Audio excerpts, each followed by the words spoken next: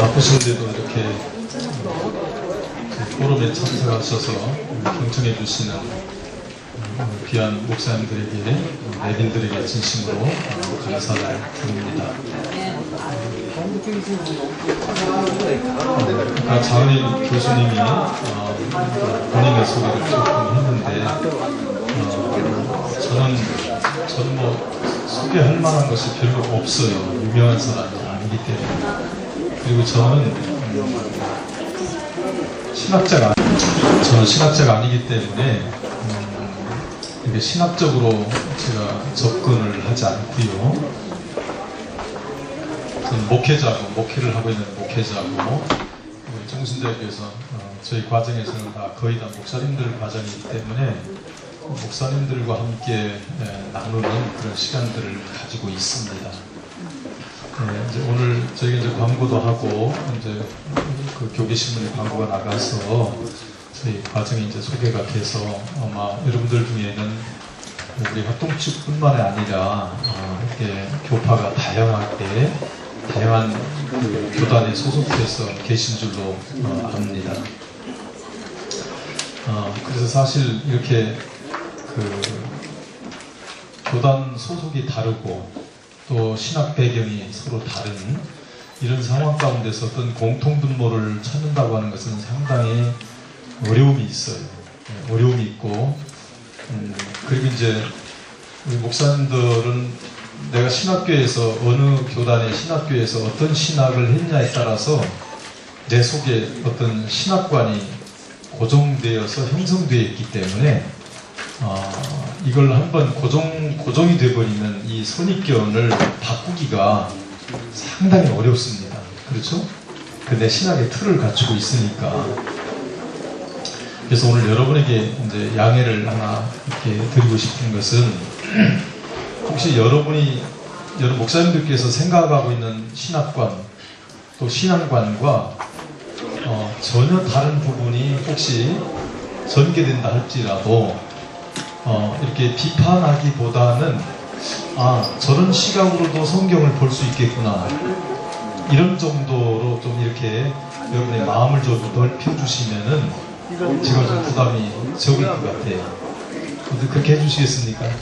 네. 그러니까 여러분 시각과 다를 수 있어요.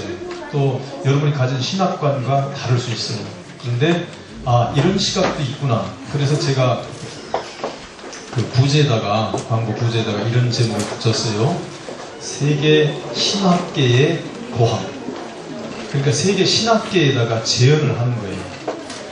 그러니까 이게 이제 상당히 좀 어려운 부분인데요. 왜냐하면 한국교회에 너무 굳어져 있기 때문에, 또 한국교회뿐만 아니라 세계 모든 신학자들이 1500년이 넘도록 굳어져 있는, 어떤 고정적으로 굳어져 있는 부분을 오늘 이렇게 터치해야 되기 때문에 상당히 저도 이제 이게 한국교회 지금 공개적으로 하는 거기 때문에 상당히 부담도 느끼고, 또 자칫하면 반발도 있을 수 있고 저항도 있을 수 있어요. 한번 이게 새로운 각도로 제가 성경을 한번 보는데 여러분이 좀 같이 이해를 해주셨으면 좋겠고요. 그리고 시간이, 사실은 제가 이게 준비한 거는 이게 많잖아요.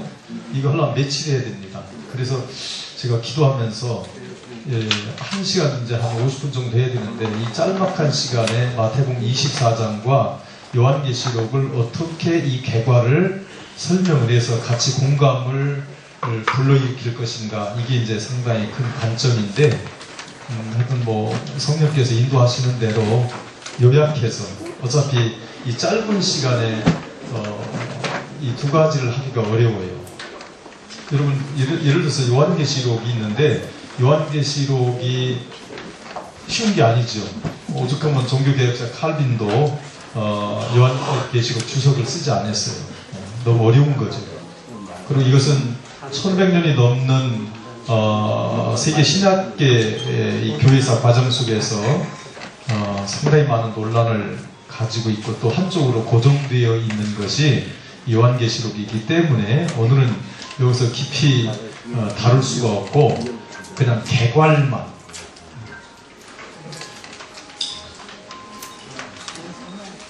전화 빨리 받아서 끄세요.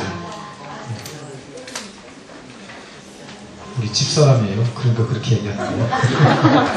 다른 사람한테 어떻게 이렇게 얘기하겠어요? 눈치가 없이 저렇게 사모님이 그렇게 하면 관심 끄는 거예요. 저하고 같이 사는 사람이에요.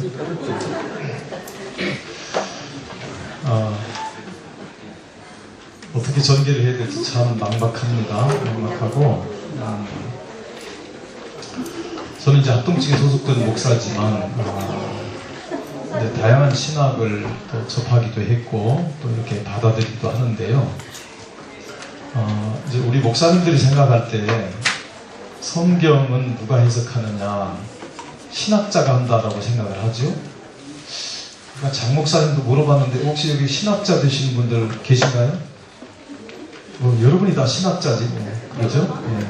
여러분이 다 신학자인데 전문 신학자, 목회를 안 하고 신학자로만 있는 전문 신학자들에게는 상당히 제 얘기가 걸리는 얘기가 될 수가 있어요. 여러분 500년 전에 마틴 루터나 칼빈이 종교개혁을 시도할 때는 윤리적이고 도덕적인 동기가 되어서 종교개혁이 시작됐어요. 여러분 알다시피 그 중에 대표적인 것이 이제 면제부 강매를 하면서 이게 교회가 교황청이 사제들이 부패하고 타락을 했어도 이렇게 많이 타락하고 부패할 수 있느냐. 그래서 루터가 종교개혁을 시도한 거고 시작한 것이거든요. 그러니까 이 종교개혁은 원래 교리적인 부분으로 종교개혁이 시발된 게 아니라 윤리 도덕적인 것 때문에 사제들의 타락 때문에 종교개혁이 시작이 됐어요. 그래가지고 지금 500년이 흘렀는데요. 500년 동안에 신학의 발전이 있었을까? 신학자들의 견해와는 저는 정반대입니다. 신학의 발전이 없었다. 이렇게 한마디로 저는 정의를 해요. 왜냐하면 자 500년 전에 약 1500년 정도 가깝게 초대교회부터 이렇게 시작해서 쭉 가는데요. 1500년이 넘도록 초대교회에도 여러분 알다시피 초대교회도 뭐 AD 한 390년, 400년 가까이를 다 초대교회로 우리가 보고 있지만은 그 초대교회 중에서도 보면 그 교회 변질이라든지 진리에 대한 변질을 물론 진리 자체는 변질이 안 되지만 인간에 의해서 진리를 변질시키고 진리를 왜곡시킨 부분들이 굉장히 많습니다. 그리고 이것은 사도시대들 가운데서도 사도시대 중에서도 그러니까 예수님의 제자들이 지금 사역하고 목회하고 있는 그 상황 가운데서 마지막 사도 요한이 남았을 때 보면 교회가 어느 정도 변질이 됐냐면 거짓 교사들이 들어와가지고 뭐 할례를 주장하고 음식법을 주장하고 날을 주장하고 그러면서 교회가 굉장히 혼탁해졌어요. 그러니까 사도들이 전했던 복음은 너무 선명한 복음이었었죠. 왜냐하면 이 복음은 예수님에게서 직접 들은 복음이란 말이에요. 그렇죠? 예수님에게서 직접 들은 복음이니까 그 예수님에게서 직접 들은 걸 가지고 전하니까 얼마나 선명하겠어요. 그런데 벌써 베드로나 요한이 사도 야고보나 이런 여러 제자들이 죽고 마지막 사도 요한이 혼자 남았을 때 정도 됐을 때는 벌써 교회 내에 엄청난 벌써 변질이 온 거예요. 막 거짓 진리가 엄청나게 들어왔어요. 우리가 뭐 잘 아는 대표적으로 영지주의, 그노시스 같은 게 전부 영지주의가 벌써 판을 치고 있었어요. 교회마다. 그래서 사도 요한이 이제 선배들 다 죽고 이렇게 교회를 각 교회마다 보니까 이게 심각한 거예요. 야 이게 우리 사도들이 전했던 복음은 저게 아닌데 저렇게 교회마다 변질이 됐을까? 변했을까? 그래가지고 마지막 사명감을 가지고 쓴 성경이 요한 1, 2, 3서죠.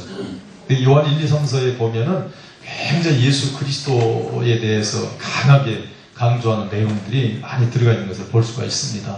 그러면 그때부터 이제 신학이 발전되는데 원래 신학은 여러분 알다시피 신학은 원래 신학으로 출발된 게 아니라 초대교회 사도들과 그 다음에 속사도 시대에 들어와서 속사도들 그리고 이제 교부 시대 교부들이 이렇게 그 목회를 하다 보니까 여러 가지 뭐 삼위일체에 대한 정의라든지 이런 여러 가지 문제가 부딪히고 이걸 어떻게 정의할 것인가에 어떤 논란이 생기니까 그것 때문에 이제 예루살렘 총회가 또 생기고 뭐 그건 성경에도 나오지만 그 후에 이제 여러 가지 회의들, 종교 회의들, 에큐메니컬 회의들이 이렇게 진행된 것을 볼 수가 있어요. 그래서 그 에큐메니컬 회의들을 통해서 여러 가지 논란이 되는 교리들을 정리하고 이제 이렇게까지 왔는데요.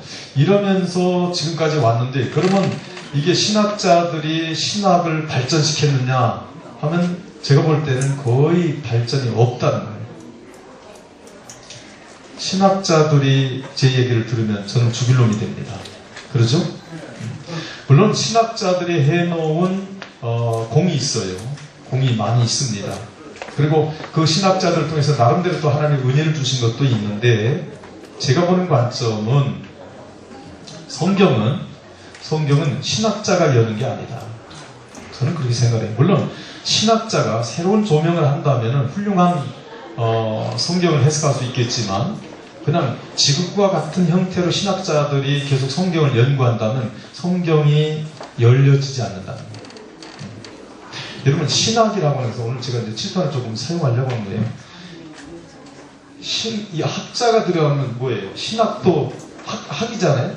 이 학이라는 것은 뭐냐면 학문화되어 있다는 거예요.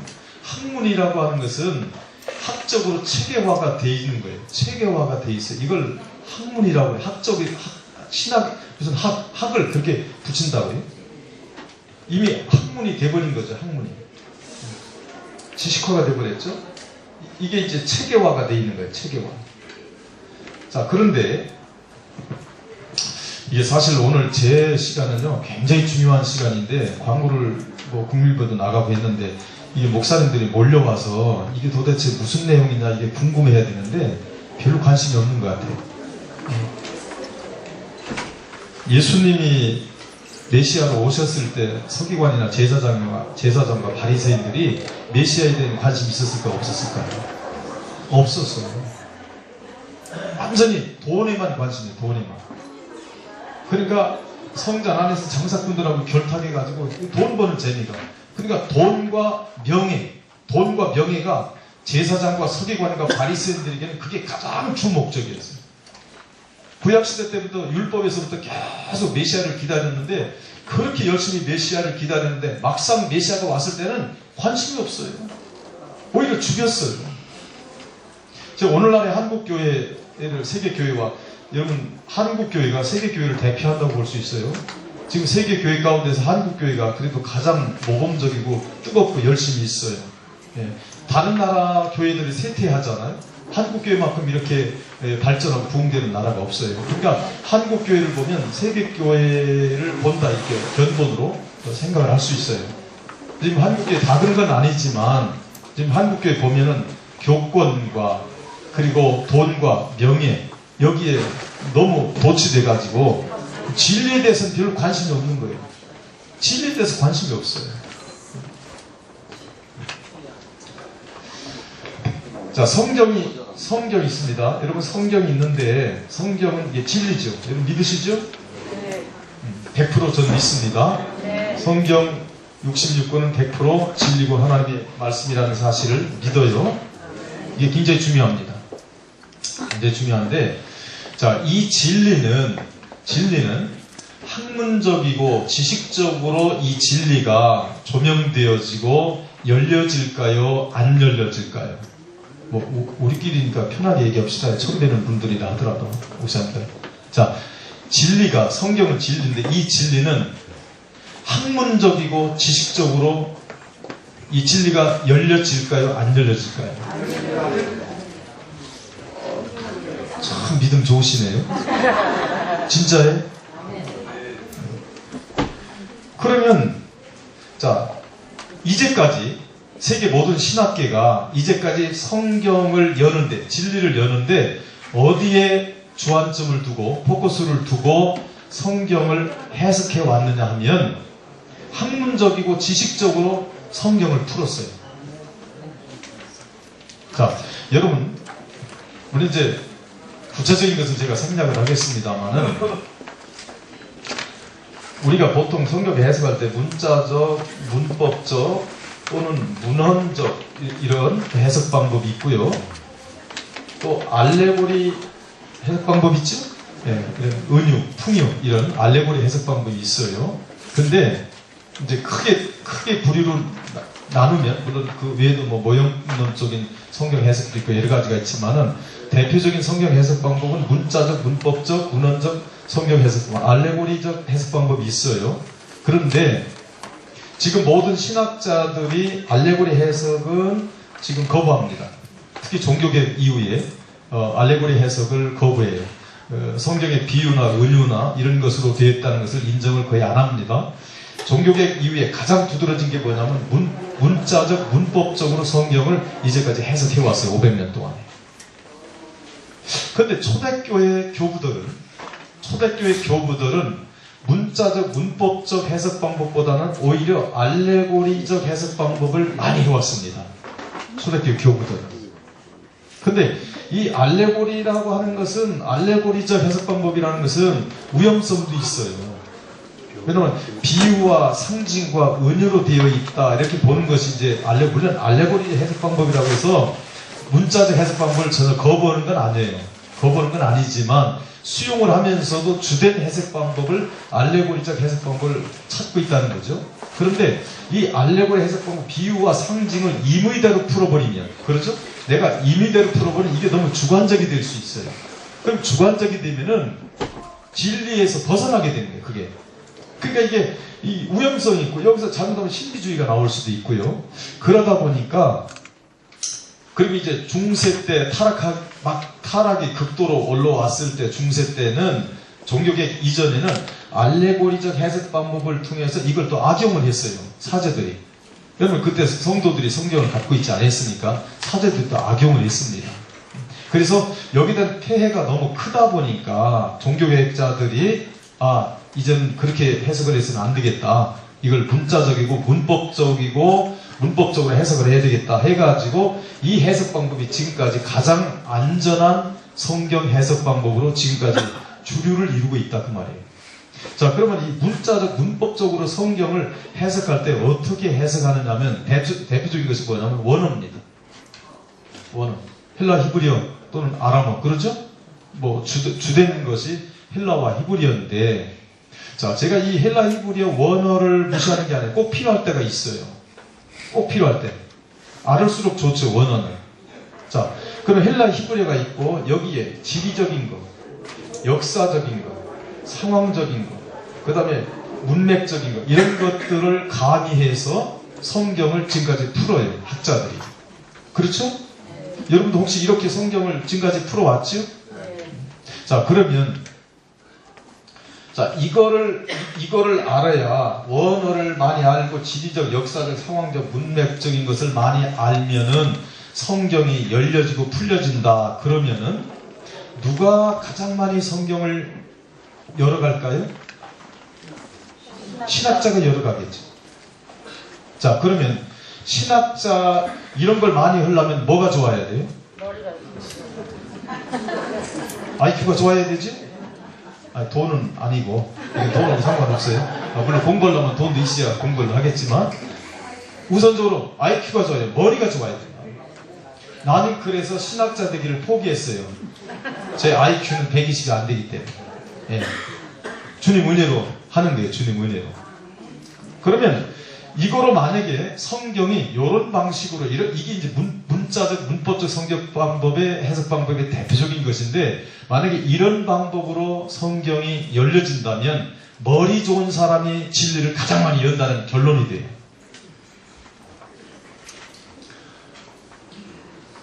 여러분 중에서 IQ 140 이상 되신 분 혹시 있으신가요? 140 이상? 한 분? 두 분. 대단하시네. 두 분만 빼놓고 얘기합니다. 자, 머리 나쁜 사람은 성경을 못 연다는 얘기가 돼요. 진리를. 이건 엄청난 모순이에요. 성경은 우리가 잘 알다시피 성령의 감동으로 쓰여진 하나님의 말씀이기 때문에 일자 무식장이라 하더라도 성령의 감동을, 성령의 조명을 제대로만 받으면, 정확히 받으면 진리가 설명이 열어져요. 저는 이걸 확신합니다.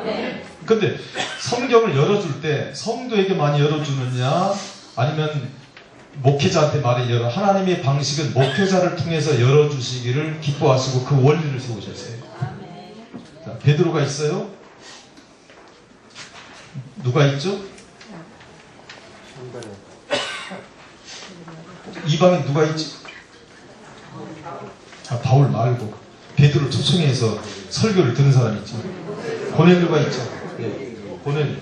자, 여러분 고넬료 이방인인데 고넬료에게 하나님께서 환상으로 다 얘기를 합니다. 그렇죠?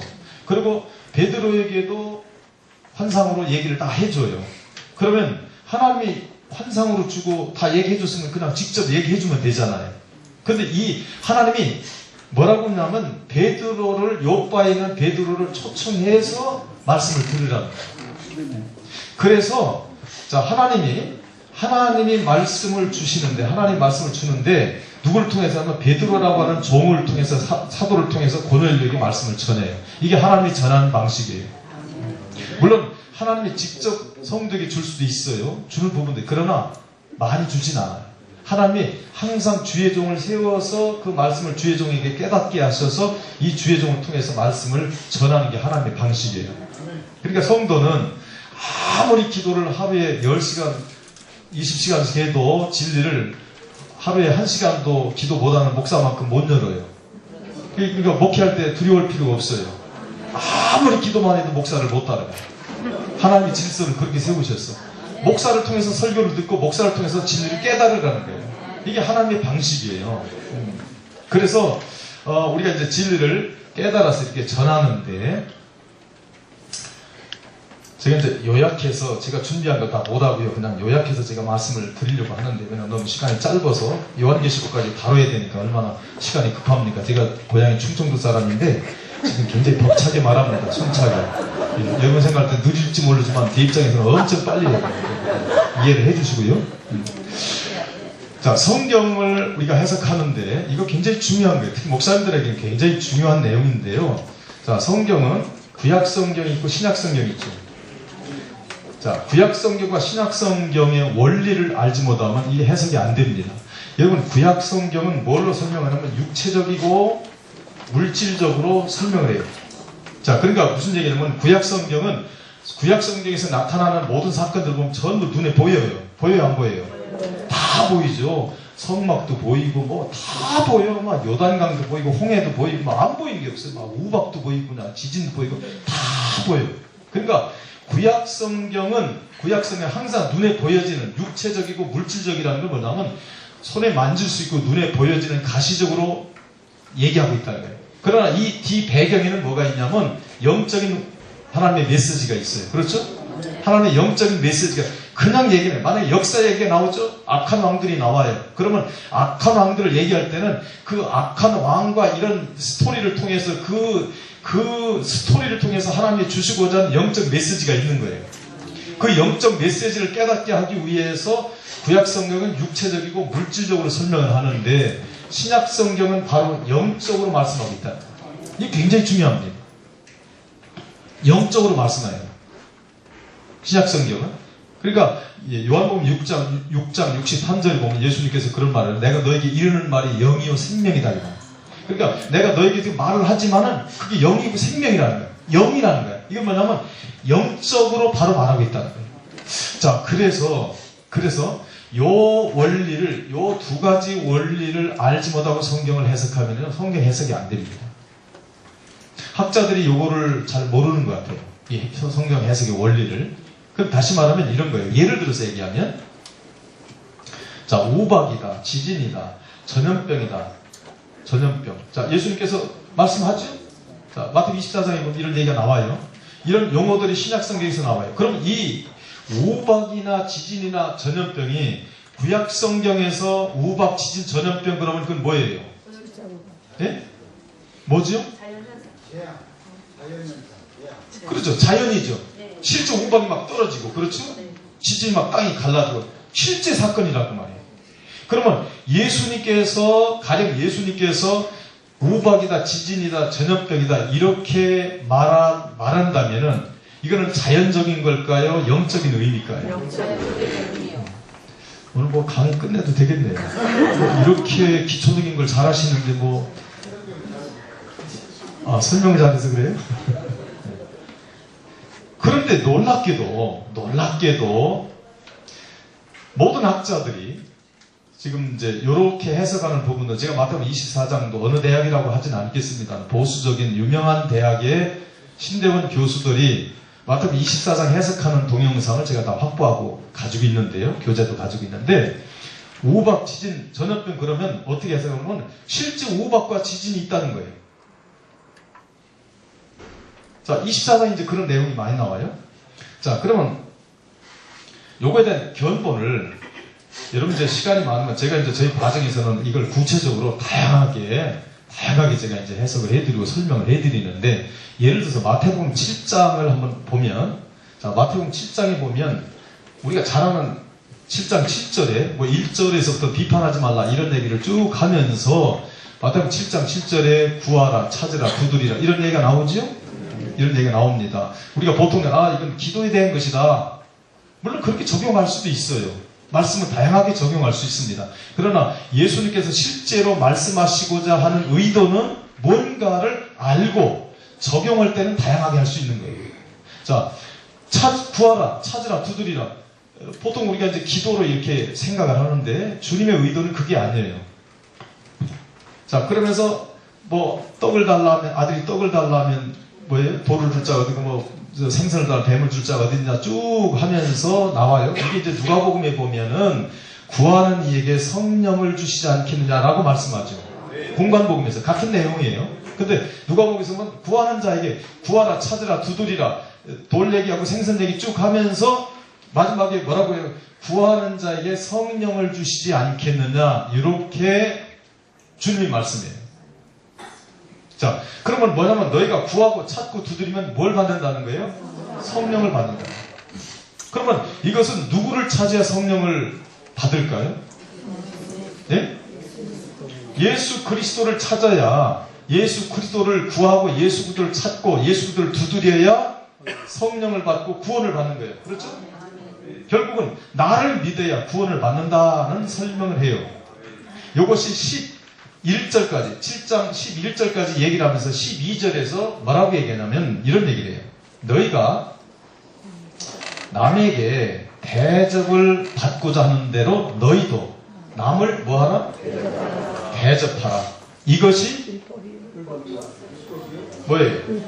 율법이요? 선지자니라 이렇게 얘기해요. 제가 한 견본으로 성경 해석하는 견본을 제가 얘기하는 거예요. 성경 해석 방법을. 자, 그러면 자, 이제 어느 대학이라고 말은 안 합니다. 그 얘기하면 그 교수가 곤란해질 수 있기 때문에 학교 의심도 있고 어느 대학이라 유명한 대학이에요. 유명한 대학. 신대원 교수들이에요, 다. 자, 그런데 자, 이걸 어떻게 해석하느냐? 주님께서는 섬김의 본을 보이셨다. 섬김의 본을 보이셨다. 그래서 우리가 그리스도인들은 섬김의 삶을 살아야 된다. 이렇게 해석을 해요. 자, 그 내용은 맞아요. 그죠? 당연히 주님이 내가 섬기러 왔다라고 말하고 그리스도인들이 섬김의 삶을 살아야 되는 것은 당연한 거예요. 그런데 지금 주님께서 왜 구하라, 찾으라, 두드리라 이렇게 쭉 얘기하다가 갑자기 12절에서 이 얘기가 튀어나옵니까? 이 얘기가 왜 튀어나와요? 자, 그러면 여기서 이게 남을 대접하라. 잘 섬겨야 되고 막 대접하고 우리가 이렇게 생각한단 말이에요. 자, 이 구절을 해석할 때 힌트가 어디에 있냐면 여기에 힌트가 있어요. 이것이 율법의 선지자. 여러분 보세요. 남을 대접하고 잘 섬기는 것이 이게 율법이고 이게 선지자입니까? 예? 남 잘 섬기는 게 이게 율법이고 선지자예요? 여러분 구약 성경에 신약 성경에서 뭐라고 말하냐면 율법 이것이 율법의 선지자. 예를 들어 누가복음 16절에 보면 율법과 선지자는 요한의 때까지는 이렇게 말해요. 이 말은 구약의 마지막 선지자가 요한이다. 세례 요한이다. 이 말이거든. 이 얘기는 뭐냐면 율법의 기능을 율법의 기능이 뭐죠? 갈라디아서 3장에 보면 율법의 기능은 예수 그리스도께로 인도하는 초등교사다. 지금 초등교사, 옛날에는 뭐라고 번역돼 있죠? 몽학선생이라고 번역. 몽학선생. 예. 초등교사나 몽학선생이랑 같은 말이에요. 그러면 예수 그리스도를 인도하는 몽학선생, 초등교사가 뭐의 역할이냐? 율법의 역할이에요. 자, 선지자는 뭐냐면 예수 그리스도께로 인도하는 종이에요. 인도하는 종. 이게 선지자예요. 그러면 구약성경 전체는 뭐로 이루어졌냐? 율법과 선지자로 이루어진 게 구약성경의 전체 구도예요. 구약성경 전체 구도가 율법과 선지자로 되어 있어요. 그러면 율법과 선지자의 목적이 뭐냐면 예수 그리스도께로 인도하는 역할을 하는 거예요. 예수 그리스도를 만나게 하는 역할을 하는 거예요. 메시아를 만나게 하는 역할을 하는 거예요. 그러면 구약성경 전체가 뭐냐? 우리가 보통 예언이라고 말하죠. 누구를 만나게 하게 하는 예언이에요? 예수 그리스도를 만나게 하는 예언이에요. 그러면 여기서 남이 뭐냐면 요게 예수님이고 하나님이에요. 요게 예수님이고 하나님. 대접은 뭐냐면 받아들이라, 영접해드리라 이런 뜻이에요. 그럼 결국 누구를 영접하라는 거예요? 예수를 메시아로 받아들이고 영접해라. 이것이 구약성경에서 증거한 예언이다. 구약성경의 목적이다. 자, 요게 해석이에요. 자, 그동안 신학자들이 제가 한 견본으로 말하면 해석을 전혀 다르게 했어요. 지금 제가 푸는 해석이 성경적인 것 같아요. 어떻게 잘 섬기라는 게 맞는 것 같아요. 이제 또 고요해졌네요.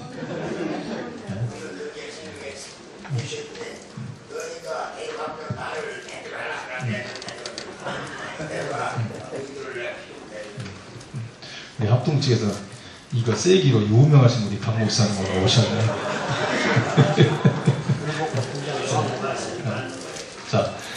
자, 그러면 마태복음 24장을 제 성경책이 아까 어딨죠? 자, 이런 거 이제 시간이 많지 않기 때문에 다 할 수가 없어요. 할 수가 없는데 제가 이제 기본적인 거를 조금 말씀을 드리려고 그래요. 자, 십자가가 있는데요. 여러분, 십자가가 어느 정도로 중요하냐면 사도 바울의 목회관 그리고 사도 바울의 신학관이 한마디로 얘기하면 십자가 신앙입니다. 고린도전서 2장 2절에서 보면 사도 바울이 이렇게 고백해요. 나는 예수 그리스도와 그의 십자가 외에는 알지 않기로 작정을 했다. 자, 갈라디아서 6장 14절 보면 나는 예수 그리스도의 십자가 외에는 자랑하지 않겠다 이렇게 말해요. 그러니까 십자가 외에는 알지 않겠다. 십자가 외에는 자랑하지 않겠다. 이건 뭐예요? 오직 십자가만 알겠다는 거예요. 십자가. 그러면 이게 사도 바울의 신학관이에요. 그러면 우리 목회자들은 어떤 신학관을 가져야 되냐면 어떤 성경관을 가져야 되냐면 사도 바울과 같은 신학관을 가져야 된다. 근데 분명히 성경에서는 사도 바울이 바울서신에서 보면 여러 얘기를 많이 했어요. 많은 걸 가르쳤어요. 그런데 한마디로 결론을 내리는데 뭐라고 결론을 내리냐? 나는 십자가 외에는 알지 않겠다. 작정을 합니다. 나는 십자가 외에는 자랑하지 않겠다. 이렇게 딱 말을 해요. 그런데 우리 죄송해도 여러분들 빼놓고요. 많은 목사님들이 십자가에 관심이 없어요. 십자가를 잘 몰라요. 여러분, 십자가를 모르면 성경 해석이 안 됩니다. 정확히 안 돼요. 자, 십자가를 대비시키면요. 마태복음 24장 굉장히 어렵다라고 하는 종말론이죠. 이거 해석 다 됩니다. 요한계시록 해석 다 됩니다. 십자가. 근데 십자가 모르잖아요. 해석이 안 돼요. 억지로 풀어놓는 거예요.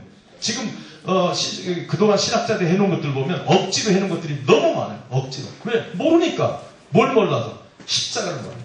이 십자가가 뭐냐면 이게 마스터키예요. 마스터키 그거 알아요? 호텔에서 키 잊어버리면 누가 연락함을 가지고 오죠? 이 키는 아무든지 누르면 집어넣으면 다 열려. 이게 마스터키가 뭐냐면 십자가예요. 근데 문제는 이 십자가가 가장 중요한데 십자가가 뭔지 모른다는 거예요. 십자가가 뭔지 몰라요. 제가 아주 알기 쉽게 그냥 요약해서 얘기합니다. 십자가는 보혈입니다. 한마디. 피예요.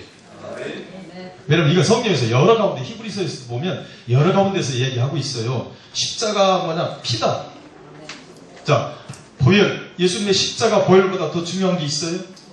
없어요. 여러분, 십자가 피로 우리의 죄를 씻어요. 십자가 피로 우리가 구원을 받아요. 네. 그러니까 십자가 가장 중요해요. 여러분, 간단히 하면 십자가가 뭐냐? 피입니다. 네. 제가 지난번 2월 달에 포럼 할 때, 제가 한 500여 명 목회자들 대상으로 한 앙키트 조사한 걸 제가 발표를 했는데요. 십자가에 대한 의미를, 물론 넓은 의미로 말하면 여러 가지로 얘기도 할 수 있어요. 사명으로도 얘기할 수 있고, 죽음으로도 얘기할 수 있고, 겸손으로 얘기할 수도 있어요. 근데 진짜 십자가의 의미가 뭐냐면 피입니다. 피를 십자가라고 해요. 그러니까 예수 그리스도의 피 외에는 알지 않기로 작정을 하는 거예요. 사도 바울은. 자, 그런데 중요한 것은 역할이 있어요. 자, 이런 부분의 일부는 이제 제 교재에 나와 있는데요. 십자가의 역할이 있는데 이 십자가의 역할을 모르면 성경 해석이 안 됩니다. 근데 이 십자가의 역할 두 가지가 있는데 첫째는 심판이에요. 두 번째는 구원이에요. 대부분 목사님들 볼 때 구원밖에 몰라요. 십자가가 심판이 굉장히 중요한데 이걸 잘 몰라요. 여러분, 대표적으로 창세기 3장 15절. 창세기 3장 15절에 보면, 이제 선악과를 따먹고, 이제, 뱀에게, 하나님께서 뱀에게 지금 얘기하는데, 내가 너로 이 여자와 원수가 되게 하고, 그죠? 원수가 되게 하고. 그 다음 뭐예요? 내 후손과 여자의 후손이 원수가 되게 하리니, 여자의 후손은 내 머리를 어떻게 할 것이요? 상하게 할 것이요. 너는 그의 발꿈치를 상하게 할 것이다. 이게 여러분 굉장히 중요합니다. 여러분, 신구약 성경 가운데서 가장 복음의 가장 중요한 핵심 구절이 두 가지가 있는데요. 그게 뭐냐면 창세기 3장 15절과 마태복음 24장 15절이에요. 똑같이 15절입니다. 이게 뭐냐면 십자가를 얘기하는 구절이에요. 핵심적인 십자가 구절이에요. 근데 십자가가 뭐를 하느냐? 두 가지를 한다는 거예요. 심판. 자, 뱀의 머리를 밟았어요? 이 심판이에요. 자, 뱀이 여자의 후손, 즉 예수 그리스도의 발꿈치를 물었어요. 이게 십자가에서의 예수의 육체를 죽이신 예요. 자, 예수님께서 이 뱀은 마귀를 상징하는데, 뱀이 예수님을 죽였어. 예수님을 죽였는데 그 예수님의 몸에서 흐르는 그 피로 말미암아 뱀이 심판을 받아요. 이게 뱀이 이걸 모르는 거예요. 마귀가 그거 알았으면 예수를 죽였겠어, 안 죽였겠어? 안 죽였다니까. 이게 지금 여러분 혹시 처음 듣는 뱀이 죽였다니까 이해가 안 될 수 있는데요. 물론 도구를 삼아요. 누구로 도구를 삼으면 제사장, 서기관, 바리새인. 이건 마태복음 23장에 보면 거짓 선자들로 나타나고 있는데, 그런 자들을 도구로 삼아요. 비택자들을 도구로 삼아요. 물론 그때 여기다 못을 십자가에 못 박은 사람도 있어. 그때 기마사, 조상경 이런 사람들은 단순 도구예요. 그건 회개하면 구원받아요. 조상병, 김상병, 기마사. 제가 좀 알기 쉽게 각색해서 얘기하는 거예요. 자, 심판과 구원을 하는데 이것으로 성경의 모든 성경이 다 풀어져요. 자, 그런데 제가 이제 마태복음 24장에서 너무 시간이 없기 때문에 자세히 얘기는 못하지만, 원래는 한 장 한 장 다 주석된 거를 가지고 왔는데 이제 제가 못 풀어드리는데, 예수님께서 제자들과 함께 이렇게 성전에서 나오는데 제자들이 그럽니다. 1절에 보면 24장 1절에, 여러분 24장이 왜 중요하냐면 24장은 여러분 성경 전체 가운데서 핵심적인 복음이 흐르고 있는 게 뭐냐면 24장이에요. 여러분 24장을 제대로 이해를 하면 성경 전체를 이해할 수 있습니다. 성경 전체 원리가 나와요. 그런데 놀랍게도 마태복음 24장을 그동안에 모든 학자들과 목사님들이 어디로 가져갔냐면 종말때 사건으로 가져갔어요. 혹시 여러분도 그렇게 생각 안 하셨나요? 내가 봐도 종말때 같아.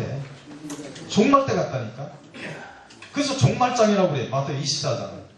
근데 여러분 마태복음 24장은 종말장이 아니고 이게 뭐냐면 십자가 때 사건이에요. 가장 중요한 십자가 사건이에요. 그래서 예수님께서 그렇게 말합니다. 이렇게 이제 여러분 성경 해석할 때 간단하게 한 가지만 제가 볼게요. 제자들이 이제 건물을 이렇게 보인다. 아, 주님 보고 예수님 이거 건물 좀 보세요. 그 헤롯 대성전이잖아요. 그 건물을 보면서 이게 건물 좀 보라고 하니까 예수님이 뭐라고 얘기하면 돌 위에 하나도 돌이 남아있지 않고 다 무너지리라. 자, 돌 위에 돌 하나도 안 무너진대요. 자, 이게 예루살렘 성전이 무너진다는 예언이죠. 이걸 지금 24장 전부 감람산 예언이에요. 왜냐하면 감람산에서 그렇게 말씀을 해요. 제자들에게. 나중에 제자들에게 감람산에서 풀어줘요. 그러면 제가 한 가지 여러분 물어볼게요. 제 강의를 처음 혹시 들으신 분들 중에서 자, 예루살렘 성전이 언제 무너지죠? 예? 예? 그렇게 생각을 하죠. 그건 신학자들이 보는 관점이에요. 신학자들이 보는 관점이에요. 예루살렘 대성전은 절대 그때 무너지지 않아요. 그때 무너뜨린 게 아니에요. 이게 제가 보는 성경에서 다른 관점이에요. 예루살렘 성전은 언제 무너지냐면 십자가 때 무너져요. 십자가 때. 자, 마태복음 27장 51절에 보면 이런 구절이 나와요. 예수님께서 십자가에 죽으시자마자 성전의 휘장이 어떻게 되죠? 참 그건 잘하시네요. 네. 자, 이 휘장에 지성소와 성소를 가리는 휘장이 찢어져 버려요. 자, 이거 누가 찢었을까요? 네? 예수님이 찢었어요. 여러분 말라기 3장 1절에 보면 말라기 3장 1절에 주가 갑자기 임해가지고 성전에 임한다라고 해요. 성전에 임한다. 그러니까 성전에 임해서 그럼 성전에 왜 임하느냐? 휘장을 찢으려고 임하는 거예요. 여러분 성전은요. 눈에 보이는 성전, 육적 성전, 예루살렘 성전은 휘장이 있어야 성전의 기능을 하는 거예요. 성소와 지성소를 이거 분리해주는 이 휘장이 있어야 돼요. 휘장이 엄청 중요합니다. 여러분 히브리서 10장 20절에 보면 뭐라고 말하면 이 휘장이 예수 그리스도의 육체랍니다. 그러니까 구약의 성전의 휘장은 뭐냐면 예수 그리스도를 예표하는 거예요. 근데 이 예수 그리스도의 몸을 예표하는 휘장을 누가 찢냐면 예수님이 십자가 때 찢어요. 이게 영으로 인해서 찢은 겁니다. 영으로. 자, 그러면 휘장이 찢어 둘이 됐죠? 그러니까 예루살렘 성전이 아니에요. 아닙니다. 자, 예루살렘 성전이라고 간판이 붙어 있어요. 건물 그대로 있습니다. 근데 주님은 내가 성전 무너뜨렸다라고 보는 거예요. 그러면 AD 70년에 로마의 디도 장군이 예루살렘 성을 함락할 때 성전을 건물을 무너뜨리죠. 그것은 창고에 불과한 건물을 무너뜨린 거야. 지금까지 남아있는 게 동쪽에 그 동쪽 벽, 통곡의 벽이라고 남아있죠. 예. 이거는 창고를 무너뜨린 거야. 실제 무너뜨린 것은 십자가 때 무너뜨려서. 왜 무너뜨렸느냐? 예수님의 몸이니까, 성전이니까. 여러분 인정하시죠? 예수님의 성전이에요. 그러니까 진짜 성전이 와서 십자가에서 이 성전이 무너졌어. 무너뜨렸어. 왜? 이걸 실제 성전이 예수님의 몸을 무너뜨려서 피를 흘리셔야 우리를 구원하시고 마귀를 심판해버리기 때문에 이제는 이 가짜는 필요 없어. 그러니까 주님이 무너뜨렸어. 이거를. 자, AD 70년에 로마 디도 장군에 의해서 성전이 무너졌다. 이렇게 해석해서 연대를 계산하죠. 다 틀린 거예요. 다 틀린 거예요. 자, 마태복음 24장 15절인데요. 일일이 다 해석 못하고 15절 한 절만 하고 요한계시로 넘어갈게요. 여러분 15절에 보면 15절에 스마트폰으로 한번 찾아보시던지요. 굉장히 중요한 구절이에요. 자, 이런 말을 해요. 그러므로 너희가 선지자 다니엘이 말한 바 멸망에 가증한 것이 거룩한 곳에 선 것을 보거든 읽는 자는 깨달을진저 이렇게 말해요. 자, 이게 다니엘서를 인용한 말씀이에요. 그렇죠? 네, 다니엘서를 예수님이 다니엘서를 인용합니다.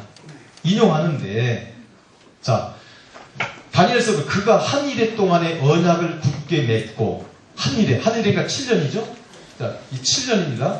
한 일해 동안 이 7년인데 7년의 한 일해 동안의 언약을 굳게 맺고 그러다가 절반이 지나서 즉 3년 반이 지나가지고 제사와 예물을 금지하고 이런 얘기가 쭉 나와요.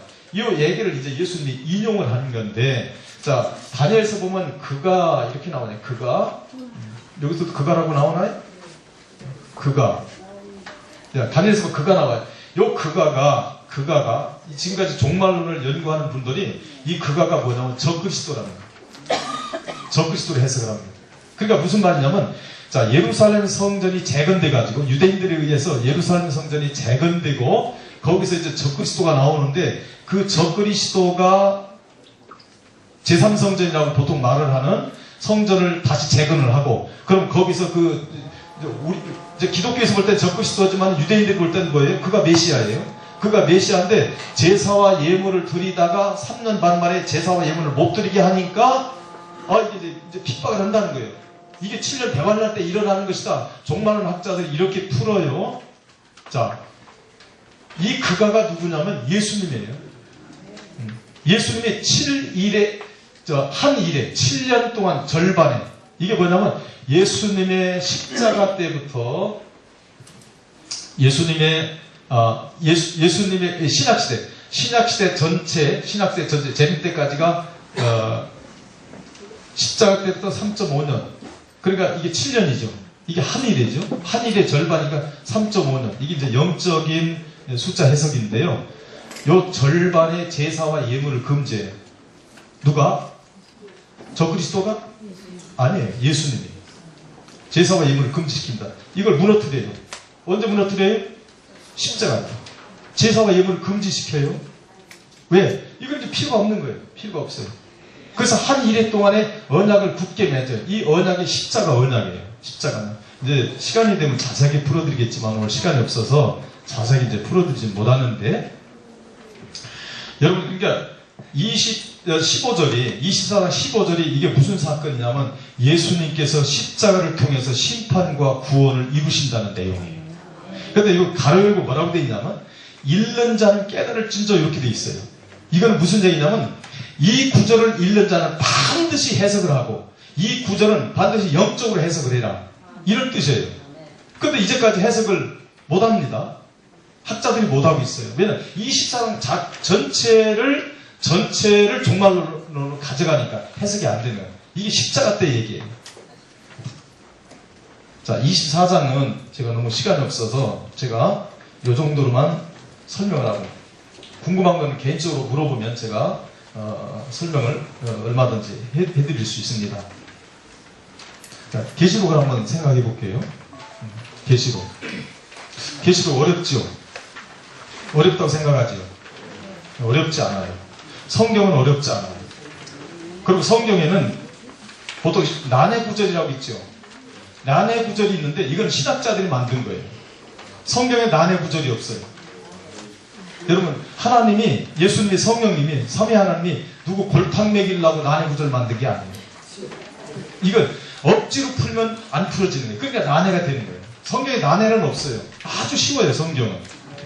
자, 요한계시록을 한번 생각해 보려고 하는데 자, 중요한 게 이제 십자가 사건이고요. 이게 재림입니다. 재림이에요. 자, 여기 누가 서 있냐면 이게 요한이에요. 이게 요한이 서 있어요. 자, 예수님께서 요 시점에서 승천합니다. 자, 요 시점에서 승천을 하죠. 예수님이. 그리고 여기서 요한이 서 있어요. 요게 뭐냐면 AD 95년에서 96년경에 반모섬에서 뭘 받아요? 요한계시록을 받죠. 계시록을 받아요. 자, 요때 사도 요한에게 계시를 주면서 계시록 1장 1절과 2절 그리고 19절에 보면 뭐라고 나오냐면 이런 얘기를 해요. 내가 본 것과 지금 있는 일과 그 다음에 장차 있는 일, 요 세 가지를 말합니다. 그러면서 속히 이런 단어가 나와요. 자, 계시록 1장 2절과 그리고 계시록 1장 19절에 이런 내용이 나오다 보니까 이거는 속히 내가 본 것과 지금 있는 일과 쭉 하니까 이건 앞으로 종말 때 사건이다. 이렇게 가져간 게 기존 그동안의 해석이에요. 계시록이. 여러분 보세요. 종말 때 사건은요. 종말 때 이제 환란을 준다는 거 아니에요? 자, 저는 개인적으로 환란 없다라고 주장을 합니다. 천년왕국 없다라고 주장을 해요.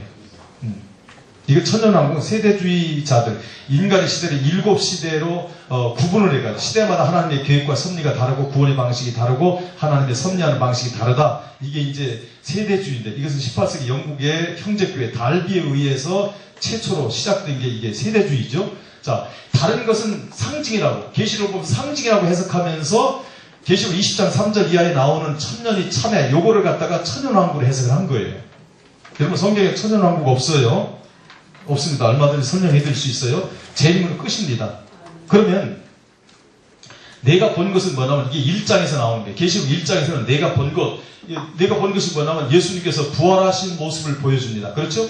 부활하신 모습을 보여요. 이게 내가 본 것이에요. 자, 부활, 왕권을 가지고 온 모습을 사도 요한에게 보여주고, 그 다음에 지금 있는 일은 뭐냐면, 지금 있는 일, 여기서부터 있는 일이 아니요. 어디냐, 십자가 때부터 있어 온 일이에요. 이해가 되겠어요? 십자가 때부터 이어온 일이야. 그럼 이게 계속 있어. 여기까지. 재림 직전까지. 이게 지금 있는 일이에요. 뭘까요?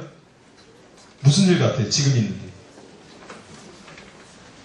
소아시아 7교회라고요? 그렇게 해석도 하대요. 이게 뭐냐면 십자가로 심판과 구원하는 일을 얘기하는 거예요. 이게 굉장히 중요합니다. 십자가로 심판과 구원하는 일을 지금 있는 일이에요. 장차 있는 일. 요것은 마지막 주님이 재림하셔서 악한 자를 불못에 집어넣는 심판의 일이 장차 있는 일이에요. 그래서 자, 예수님의 모습이 나오고요. 1장에서 예수님의 모습이 나오고 지금 있는 일은 십자가로 구원의 근거를 만드셨는데 이 구원의 근거를 십자가를 통해서 심판과 구원을 하시는데 이것을 지금 있는 일 누가 증거하면 성령님이 증거하는 거예요. 성령님이 증거해요. 그 다음에 장차 있는 일은 요때 재림하셔서 불못에 던지고 천국으로 옮겨주는 일을 하죠. 요게 장차 있는 일이에요. 그러니까 요거는 1장 지금 있는 일은 여기서부터 계속 있어요. 그 다음에 2장 3장에서 이게 뭐가 나오면 소아시아 7교회가 나옵니다. 7교회는 뭐냐면 모든 세계 모든 교회를 대표하는 대표예요. 대표가 7교회예요. 그리고 장차 있는 일. 그래서 이게 예수님이 하시는 일. 계시록은 7인이 나오죠. 인 나오고 그 다음 뭐가 나와요? 나팔이 나오죠. 나팔이 그 다음 7대접이 나오죠. 그래서 7인은 예수님이 하시는 일. 지금 있는 일. 나팔 성령이 하시는 일. 그리고 장차 있는 일. 아버지 하나님이 심판하는 일. 이렇게 구분이 돼요. 자, 구분이 되는데 이거 구체적인 것은 이제 한 절 한 절 해석이 다 됩니다. 되는데 자, 이런 거예요. 자, 이전에 아무에게도 하지 아니한 이야기를 만약에 사도 요한에게 AD 95년에서 96년경에 사도 요한에게 나타나셔서 주님이 앞으로 일어날 일. 자, 그동안의 학자들은 계시를 받는 시점으로부터 시작해서 앞으로 되어질 일을 사도 요한에게 보여줬다는 거예요. 그럼 이게 무슨 얘기가 되냐면 이게 새 계시가 됩니다. 그런 말이 되죠? 자, 이전에 하지 아니한 얘기를 사도 요한에게 보여줬어야 요때부터 앞으로 되어질 일을. 그럼 이게 뭐가 돼요? 새 계시가 되죠. 이 논리대로 하면. 이게요, 어느 정도 심각하냐면요. 학자들이 어느 정도 이 범죄를 하고 있는 것인데요. 성경을 얼마나 왜곡하냐면, 자, 한 가지 물어볼게요. 사도 요한에게 이 계시록을 주기 이전에 베드로를 비롯한 사도들이 있어요, 없어요? 있죠. 그럼 이 사도들에게는 이 계시를 받았을까 안 받았을까? 예? 받았을까 안 받았을까요? 여러분이 계시록 주석을 써야 되겠네요. 네. 여러분, 이 요한계시록은요, 사도에게 보여준 것은 이미 승천 전까지 예수님이 다 가르치신대요.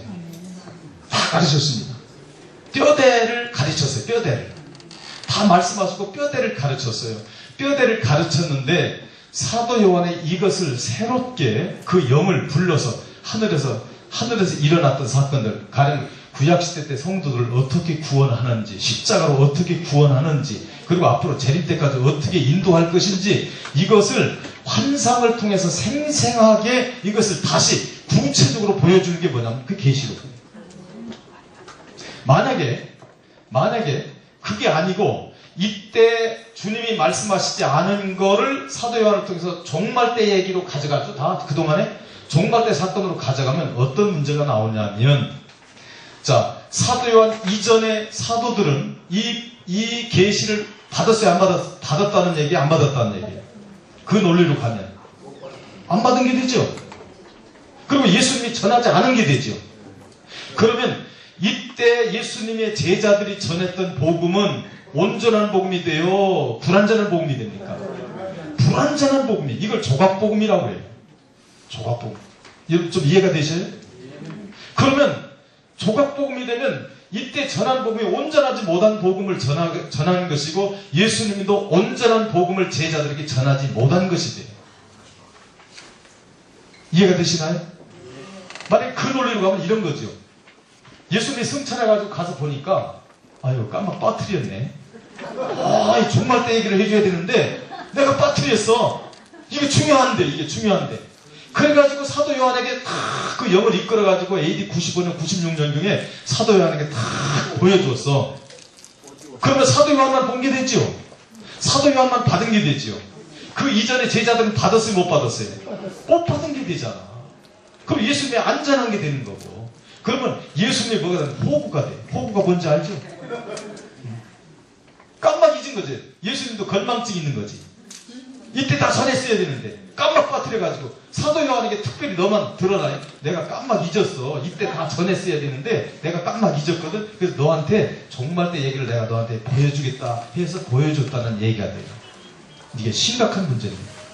여러분, 절대 요한계시록은 사도 요한에게 준 새 계시가 아니에요. 만약에 새 계시가 있다라면 큰일 나는 일입니다. 새 계시는 없어요. 자, 예수님이 전한 복음 초월할 수 없습니다. 절대 초월할 수 없어요. 그래서 항상 우리가 성경을 해석할 때는 예수님이 전했던 사후복음을 중심으로 해서 풀어가야 돼요. 여러분, 종말 때는 아무 일 없어요. 이거 걱정 안 하셔도 돼요. 왜? 자, 우리 생전에 주님이 재림하신다면 종말에 대해서 좀 신경 써야 되겠죠. 아무래도 좀 신부단장을 해야 되잖아요. 좀 더 지금보다 더 거룩하게 살고. 근데 언제 주님 오실지 알아요? 모르잖아요. 아니, 그런데 종말 때가 뭘 중요합니까? 아니, 우리 생전에 주님 오신다는 보장이 있어요? 없어요. 만약에 우리가 알 수 있다면, 우리 생전에 종말이 임한다면, 아이고, 준비를 해야지. 그럼 그동안에 죽은 사람들은 뭐죠? 여러분, 이게 심각합니다. 한국교회요, 지금 종말이 다가왔다, 마지막 때다, 때가 곧 왔다, 이렇게 주장하는 사람들이 한두 분이 아닙니다. 유명한 목사님도 그렇게 주장해요. 예? 그러면 이때를 준비하자. 그럼 이때 죽은 사람들은 뭐예요? 종말을 못 보고 죽은 사람들. 종말을 못 보고 죽은 성도들은 뭐가 되냐고. 준비 아무리 했어도 소용없잖아. 아니, 살아계실 때 주님이 재림하셔야 뭘 준비를 하지. 예? 이제 시간이 너무 짧아서 제가 더 설명을 자세히 못하는데, 이걸 구체적으로 한 절 한 절 풀고 계시록도 한 절 한 절 풀면 여러분 충분히 이해하리라고 보는데요. 여러분 지금 영이 많이 열리셨어요. 그래서 아마 지금 제가 볼 때는 큰 거부감 없이 그게 맞겠다라고 지금 받아들이고 있는 게 보여요. 그래서 승질내고 욕하면서 나가. 그런 분 안 계신 거 보니까 아주 영이 열려가지고 이해를 잘 하시는 것 같아요. 그래서 마태복음 24장과 요한계시록은 절대 종말 때 사건이 아니라 십자가 때 사건을 얘기합니다. 여러분, 이게 사도 바울이 이 진리를 깨달았어요. 야, 십자가 이렇게 대단하구나, 이렇게 위대하구나. 그러니까 신구약 성경 모든 성경은 어디에 포커스가 맞췄냐면 예수 그리스도 그리고 십자가, 여기에 다 초점이 맞춰져 있는 거예요. 그러니까 요한계시록도 여기에 맞춰져 있는 거야. 요한계시록도 모든 성경이 예수 그리스도와 십자가에 포커스가 딱 맞춰져 있는 거예요. 여러분, 십자가는요 1년 내내 얘기해도 끊임없이 나와줘야 돼요. 그만큼 십자가는 깊이가 있어요. 근데 십자가 연구가 없어요, 한국교회에. 십자가가 실종돼 있어. 아, 근데 예수님께서 십자가 말려 죽으셔서 그냥 그 보혈로 우리가 구원받아 하면 끝이야. 더 이상 설명을 못해. 그러니까 성경이 해석이 안 돼. 앞으로 이런 부분을 한번 여러분이 새로운 도전으로 삼고 혹시 여러분 중에서 좀 더 깊이 그러면 성경을 한 절 한 절 주석도 해보고 또 통시적으로 성경 전체를 내가 새로운 각도에서 성경을 해석하고 정리를 해야 되겠다. 이런 필요성을 느끼는 분들은 저하고 개인적으로 상담을 하시면 제가 안내해드리고 저희 과정에서 그런 부분들을 터치하고 있습니다. 제 입장에서 말을 엄청 빨리 했는데 그냥 조금만 제가 그냥 문제점만 이렇게 한번 이렇게 제가 이렇게 자극만 드리고 문제 제기만 한 거예요. 이런 부분이 앞으로 한국교회 신학자들이나 또 우리 목회자들이 새롭게 조명하고 성경을 새롭게 열어가는 이것이 제2의 성경으로 돌아가자. 성경으로 돌아. 이게 제2의 종교개혁이다. 저는 이렇게 모토를 삼고 이번에는 포럼을 하게 됐습니다. 이렇게 끝까지 경청해 주셔서 감사합니다.